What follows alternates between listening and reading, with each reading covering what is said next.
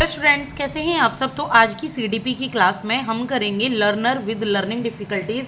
हम उन लर्नर की बात करेंगे जिनको लर्निंग डिफ़िकल्टीज़ हैं, कौन कौन से वो लर्नर होते हैं और लर्निंग डिफ़िकल्टीज़ क्या होती है। एक प्लेलिस्ट अवेलेबल है CDP hand written notes for HTET and CTET के नाम से। बाकी की क्लासेस आपको उसमें मिल जाएंगी।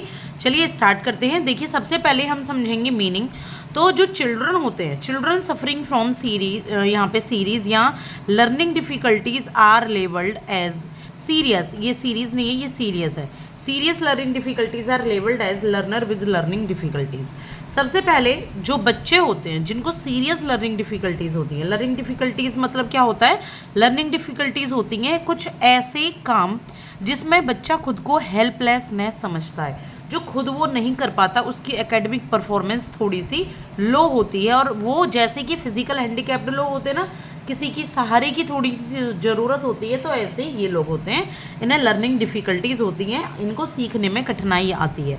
तो जिनको भी सीखने में कठिनाई आती है, जिनको सीरियस लर्निंग डिफ़िकल्टीज़ होती है, उसको लर्नर विद लर्निंग डिफ़िकल्टीज़ कहते हैं।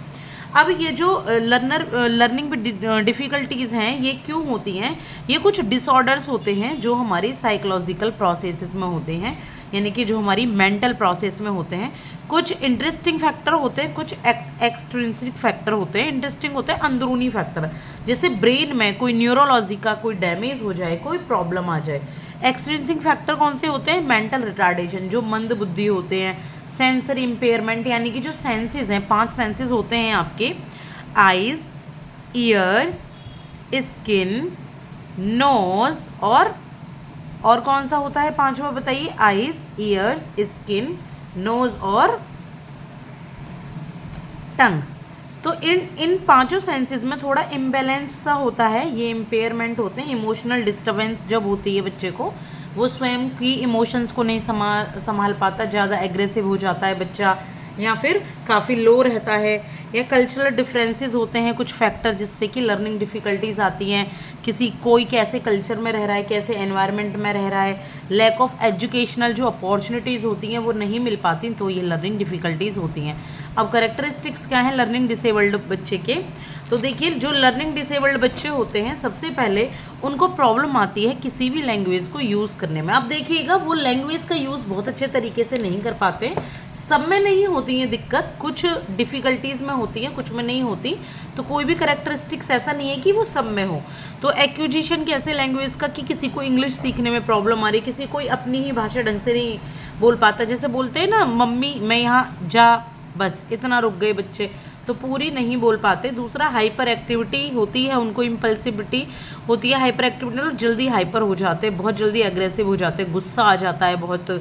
तो इस तरीके से इनमें लर्निंग डिसेबल्ड बच्चों की करेक्टरिस्टिक्स होती हैं। दूसरा, इमोशनल प्रॉब्लम होती है, अपने इमोशंस को संभाल नहीं पाते। एनएग्जिटी बहुत रहती है, चिंतित रहते हैं। उनका मूडनेस जो होता है, जो मूड होता है उनका ऐसे ही रहता है, बस कभी सही है कभी नहीं है, बहुत मूडी होते हैं। Not shown in physical appearance और आईक्यू स्कोर। और ये सब चीज़ जरूरी नहीं है कि बच्चे को देख के पता लगे। ये एग्जाम में बहुत ज़्यादा क्वेश्चन पूछे जाते हैं कि क्या फिजिकल अपीयरेंस से पता लग जाएगा कि आपको लर्निंग डिसेबल्ड है बच्चा। नहीं, फिजिकल डिसअपीयरेंस से नहीं पता लगता है, बस फिजिकल अपीयरेंस से नहीं पता लगता, ना ही आईक्यू स्कोर से पता लगता है इस बच्चे का। वाइड गैप होता है लर्निंग और पोटेंशियल में, यानी कि उनकी जो सीखने की क्षमता है, हो सकता है वो बहुत अच्छी हो लेकिन कम सीख पा रहे हैं, ठीक है। तो ये बहुत बड़ा गैप होता है। दूसरा, लैक ऑफ मोटिवेशन, उनमें मोटिवेशन की बहुत कमी होती है। या तो उनको कोई मोटिवेट करने वाला नहीं है, या वो खुद भी मोटिवेट नहीं होते आगे कुछ करने के लिए। इन अटेंशन, उनका ध्यान कहीं और ही रहता है, वो इन अटेंटिव होते हैं, क्लास हो चाहे फिर उनकी जनरल लाइफ हो। इसके बाद, inability to generalise problem solving, उनमें जनरलाइज करने की क्षमता कम होती है। जनरलाइज मतलब वो अपने तरीके से किसी चीज़ को समझते हैं, वो ऐसे नहीं समझते कि अच्छा उसके तरीके से भी ये चीज़ सही है, दूसरा बच्चा भी सही है। अगर वो क्लास में बैठते तो जनरलाइज नहीं कर पाते, वो सबकी तरह कॉमन नहीं देख पाते किसी भी चीज़ को, ना ही उनमें प्रॉब्लम सॉल्विंग की क्षमता अच्छी होती है। अब ये सारे फीचर्स सभी लर्निंग डिसेबल्ड के लिए नहीं होते, ये बात भी आप समझिएगा। हाँ, ये फीचर्स जरूर है, करेक्टरिस्टिक्स होती है इस टाइप की लर्निंग डिसेबल्ड में, लेकिन जरूर नहीं है कि सारे ही हो सकता है किसी में कोई फीचर हो, किसी में कोई फीचर हो। अब बात करेंगे कॉजेज ऑफ लर्निंग डिफ़िकल्टीज़ की, यानी कि लर्निंग डिफ़िकल्टीज़ होती किस कारण से हैं, क्या कारण है। तो 3 फैक्टर होते हैं। सबसे पहले मैं आपको बताऊं, होते हैं जेनेटिक फैक्टर, जिनको हम यहाँ पे हेरिडिटी फैक्टर कह देते हैं, यानी कि जो जन्मजात होते हैं, जो हमारे जीन्स से मिले होते हैं। दूसरे होते हैं ऑर्गेनिक या आपके फिजियोलॉजिकल, जो आपके शरीर से फैक्टर बने होते हैं, आपके आसपास के वातावरण से। तीसरे होते हैं एनवायरमेंटल फैक्टर, यानी कि जो आपने अपने आसपास जैसे आप रहे हैं, आपकी फैमिली, आपका एनवायरमेंट है, वो वाले फैक्टर। तो चलिए समझते हैं जेनेटिक फैक्टर कैसे प्रभाव डालते हैं, कैसे कारण होते हैं, लर्निंग डिफिकल्टीज क्यों होती हैं।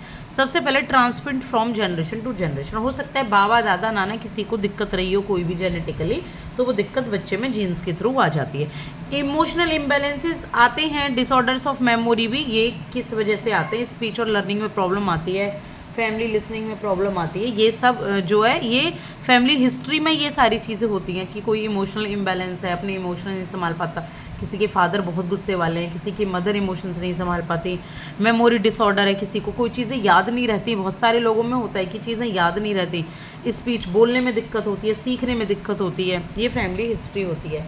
इसके बाद हैं जीन्स आर रिस्पॉन्सिबल, जो जीन्स हैं इसके लिए ये सब रिस्पॉन्सिबल। तो आई होप कि जेनेटिक फैक्टर आपको समझ आए होंगे। इसके बाद है ऑर्गेनिक या फिजियोलॉजिकल फैक्टर। तो ये जो फैक्टर्स हैं ये आपका जो सेंट्रल नर्वस सिस्टम होता है, आपका जो ब्रेन का सिस्टम होता है वो डिसफंक्शन हो जाता है, किसी एक्सीडेंट से हो जाता है ये, ठीक है, माँ के गर्भ में हो जाता है, ऑक्सीजन की कमी हो गई हो गर्भ में इस वजह से भी हो जाता है, या जब बच्चा पैदा हुआ हो अच्छे से उसको ऑक्सीजन नहीं मिल पाई हो।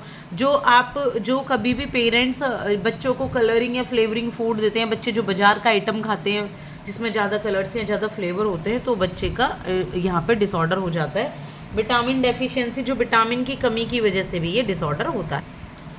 अब बात करेंगे हम एनवायरमेंटल फैक्टर्स की। तो देखिए जो एनवायरमेंटल फैक्टर है इसका मतलब है कि बच्चे को अच्छे से नरिशमेंट नहीं मिल पाई है, जब बच्चे का जन्म हुआ है बच्चे का ध्यान अच्छे से नहीं रखा गया, बच्चे को दवाइयाँ गोलियाँ या फिर जैसे देते ना बच्चे को कुछ ज़रूरी सप्लीमेंट्स होते हैं वो नहीं दिए गए हैं, प्री मैच्योर डिलीवरी हुई है या माँ के पेट में नरिशमेंट नहीं हो पाई, अच्छे से दालें नहीं मिल पाई हैं, फ्रूट्स नहीं मिल पाए, डाइट डेफिशिएंसी रही है यानी कि डाइट की कमी रही है। दूसरा इमोशनल डिस्टर्बेंस, फैमिली में रहती हो, माँ परेशान रहती हो जब बच्चा गर्भ में होता है, ठीक है, या फिर वो यूज़ ऑफ ड्रग्स, कोई ज़्यादा दवाओं का यूज़ कर लिया हो, ठीक है, या फैमिली जो सेटअप हो वो सही ना हो, ठीक है, फैमिली सेटअप में लड़ाइयाँ झगड़े ये सब ज़्यादा होते हैं, तो इन सब से क्या होता है ब्रेन में प्रॉब्लम्स हो जाती हैं और लर्निंग डिफ़िकल्टीज़ बच्चे को होती हैं।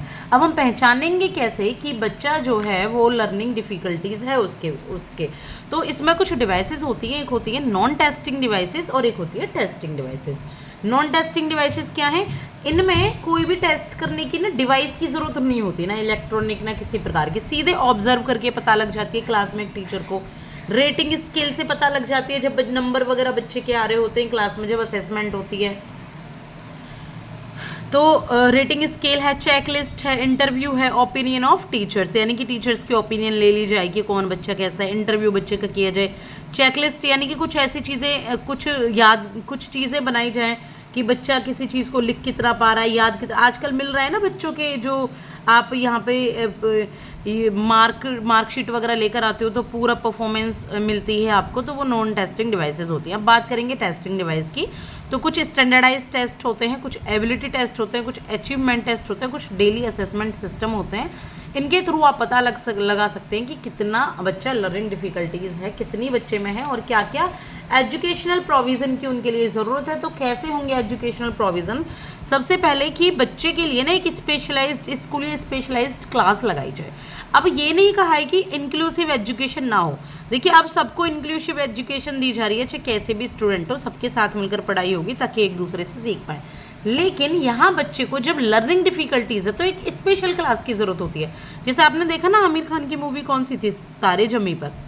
तारे ज़मीं पर क्या है, आमिर खान थोड़ा सा और ज़्यादा ध्यान दे देता है उस बच्चे पर, है ना, पढ़ सबके साथ ही रहा होता है वो बच्चा।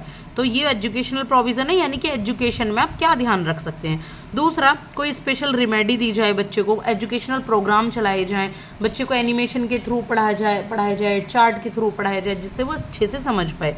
दूसरा, बच्चे को जो एनवायरनमेंट है उसका वो इम्प्रूव किया जाए, देखा जाए कि घर पे कोई प्रॉब्लम तो नहीं है, स्कूल में कोई प्रॉब्लम तो नहीं है आसपास, उसका आसपास का एनवायरनमेंट थोड़ा सा अच्छा बनाया जाए जिससे बच्चा अच्छे से आगे पढ़ाई करे। ऐसा तो है नहीं है कि लर्निंग डिफ़िकल्टीज़ है तो वो पढ़ाई ही नहीं करेगा, वो तब भी पढ़ाई करेगा। आई होप कि मेरी ये क्लास आपको समझ आई होगी, पसंद आई होगी, तो लाइक एंड सब्सक्राइब कीजिएगा। Thank you so much.